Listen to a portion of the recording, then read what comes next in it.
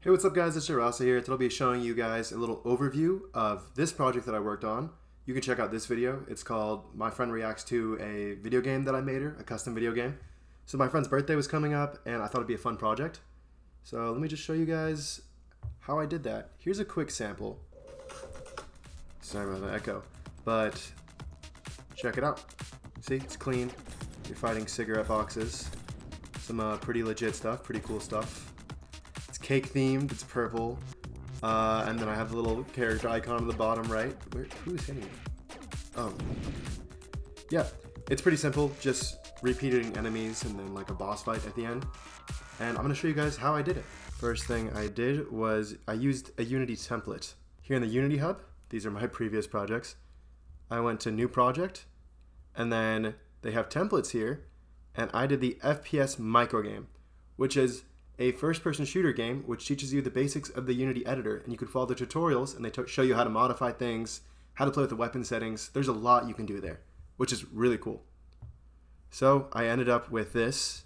Obviously some of the assets are my own and some of them are downloaded.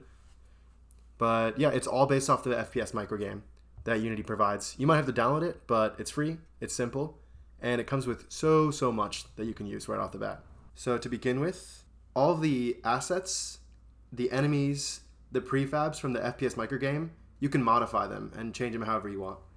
So if you could see the assets down here, and let me move this a little bit so you can see that. We're looking at this bottom left window over here. You can see under assets there is the FPS, which is first person shooter, and this is what Unity provided you. And they have prefabs, and I want to change all of the enemies to cigarette boxes. So I clicked enemies, and then you click here, and this is your prefab.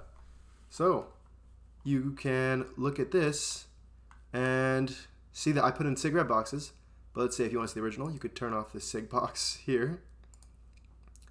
And what I did is I took the basic robot, and this is the model for it, and I turned off the skinned mesh renderer for all these separate parts.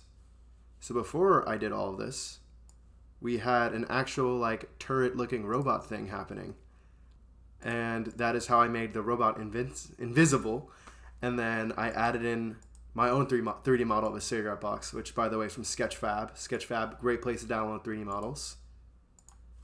And I just dropped it in and I laid it into the prefab and I just placed it in a place where it kind of made sense. It was kind of overlapping with the hitbox of the robot, but I didn't really change much about the enemy turrets. That's kind of it. I kind of just made the 3D model that they use invisible, and then I added in the cigarettes. And then this is the enemy for the turret. And let me show you. So when you play the game, you'll notice that the cigarette boxes actually fire cigarettes. So what I did for that is, again, it's assets, FPS, prefabs. And I went to the projectiles, and this is the projectile for the hoverbot. So I went in here, and I made their projectile, which is this like yellow beam, sorry, not yellow, like pinkish red beam. I made it invisible. Here, I'll show you my exact process. Made it invisible, and then I dropped in a model of a cigarette. Pretty simple stuff, guys. I didn't even figure out the colors, you know? I mean, it's just a cigarette, or I guess a white cylinder that's supposed to resemble a cigarette. So it's pretty simple. And you can do that for any of these projectiles. You could also change the characteristics of them, which is cool. So again, this is under the prefabs for the projectiles. You can change the radius of them, how big the explosion is, the speed at which the projectiles travel. You can really change the feel of the game by messing with how the weapons work. Speaking of weapons, let's check those out. So the game comes with different weapons, and here are the prefabs. There is this blaster one, this like kind of grenade launcher one, and then there's the shotgun, which I put as a default weapon. And I played around with the characteristics of this because I wanted it to do more damage. Because before the turrets kind of took some more hits, and I was like, no, I want a lot of turrets moving around, a lot of these enemy hoverbots, and I want to be able to destroy them quickly. And keep in mind, they're not enemy hoverbots anymore. They are cigarettes. So yeah, you can just mess with these. So for example, here, I was just playing around in here, and delay between shots, I like turned that down because I want the player to be able to fire faster. The bullets per shot, you could crank that up, and that way there's like more shotgun bits coming out. This is the blaster. I played around with this, and I just kind of upped the ammo that was available in the gun. So yeah, clip size, I turned that up from like probably 10 to 30 because I just thought it was more fun. And you could really change the feel of the game. I made this in Blender. I sketched out originally. I just had an idea of like a kind of ascending staircase thing with walls. And then I modeled out something flat that was 2D, and then I brought up each surface to a different plane level. And then I extruded it to make this like 2D, this very thin stage, a 3D model. That way Unity knows what to do with it. And sorry, not extrude. It's called solidify. So I did that, set a thickness of like 0.5 meters maybe. So I didn't have to like manually go through and make like, for example, these like complicated corners and edges and stuff. And here's the plane to the level that I made in Blender. And you could export over the Blender object, like the Blender file type, which is really cool. That way, if you change it in Blender, it'll change in Unity, like in real time, which is awesome. So this is a nav mesh surface, which is the area. Let me show you guys. So this is the AI navigation. We can show the nav mesh, and you can see that that is everywhere that's blue. And that is where the enemies can walk. The blue area here is basically where the game says that these AIs can walk, because they'll follow you around. They'll do little patrols in triangle shapes. And then when you change this nav mesh surface object, let's say I clear it out, see? The enemies won't work. You play the game, set destination can only be called on an active agent that hasn't been placed on a nav mesh. So because there's no nav mesh, which is a navigation mesh, they don't know where to go.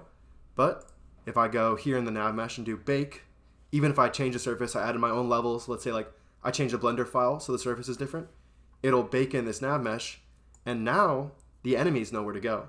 So it's just a really cool tool. A lot of this stuff I had never seen before, and it's really intuitive, I would say. And you could Google it, and you can use ChatGPT, but there's a lot you can change here to like really change the feel and whole vibe of the mini game and really make it your own thing, which is what I did. The most challenging part was probably putting in this little face here. That I mostly use ChatGPT for, honestly. And I think I'd say that making the level was like a little annoying. I had to figure that out. But yeah, mostly it's just taking this template, dropping in my own 3D models, and writing some like very minimal code, honestly. Like they gave you so much code here. Look how many scripts they give you. They gave you a lot to work with here. You really don't need to do much on your own, which is really nice. So the game can already play, and you modify the images, you modify the textures, you modify the menus, and that way, you make it your own. And I think this is like a really great way. I mean, I don't know if it should be used as you don't have to like do it as a present, but it's a fun project. It's a great way to learn about Unity, and it's a great way to go just beyond the tutorial. So I recommend, popping open one of the templates in Unity, messing around with it. I think the FPS one's a really good one. Also, I recommend subscribing, leaving a comment, and liking if you guys enjoyed the video. And make sure you check out the video where my friend reacts to this custom game. What? Wait, this is so good. Right up there. We're there. But yeah, thanks so much for watching. See you guys in the next video. Peace.